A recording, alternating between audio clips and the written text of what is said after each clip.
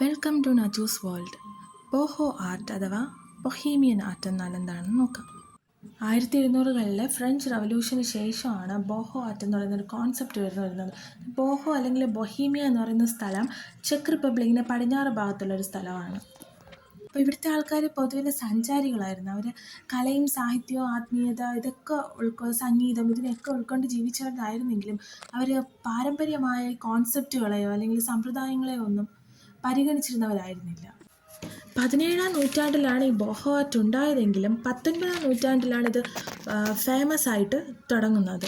അപ്പോൾ ബോഹോ എന്ന വേർഡ് ആദ്യമായിട്ട് യൂസ് ചെയ്തത് കലാനിരൂപകനും ഫാഷൻ ജേർണലിസ്റ്റുമായ ഫ്രാൻസോ ഗിൽറ്റാണ്.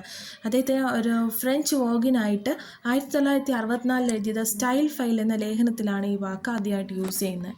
ബോഹോ പെയിൻറ്റിങ്ങിൻ്റെ കോൺസെപ്റ്റ് ഒരു ഡൗൺ ടു എർത്ത് കോൺസെപ്റ്റാണ്. അതായത് ഇതിൽ മെയിനായിട്ട് യൂസ് ചെയ്യുന്നത് മണ്ണിൻ്റെ വിവിധ ഷെയ്ഡ്സിലുള്ള കളേഴ്സാണ്. അതായത് കാക്കി, ബീച്ച് കളർ, തവിട്ട്, ഒലീവ് തുടങ്ങിയ കളേഴ്സൊക്കെയാണ് ഇതിൽ നോർമലി യൂസ് ചെയ്യുന്നത്. ഇതുകൂടാതെ fuchsia, emerald green, sapphire blue ഒക്കെ ഈ ബോഹോ പെയിൻറ്റിങ്ങിന് വേണ്ടിയിട്ട് യൂസ് ചെയ്യാറുണ്ട്. അപ്പോൾ ആദ്യം ഈ നിറങ്ങൾ കൊണ്ട് പെയിൻറ്റ് ചെയ്ത ഒരു പാലറ്റ് തിരഞ്ഞെടുത്ത് വിട്ട് പിന്നെ അതിൽ അലങ്കാര പണികൾ നടത്തുന്നതാണ് ബോഹോ പെയിൻറ്റിങ്ങിൻ്റെ ഒരു സ്റ്റൈല്. പിന്നെ ഇതിപ്പോൾ പെയിൻറ്റിങ്ങിന് മാത്രമല്ല, ബോഹോസ് അലങ്കാരത്തിനും ഫർണിച്ചർ അറേഞ്ച്മെൻറ്റ്സിനും ഒക്കെ ഈ ബോഹോ ആർട്ട് അല്ലെങ്കിൽ ബോഹോ കളേഴ്സ് യൂസ് ചെയ്യാറുണ്ട്.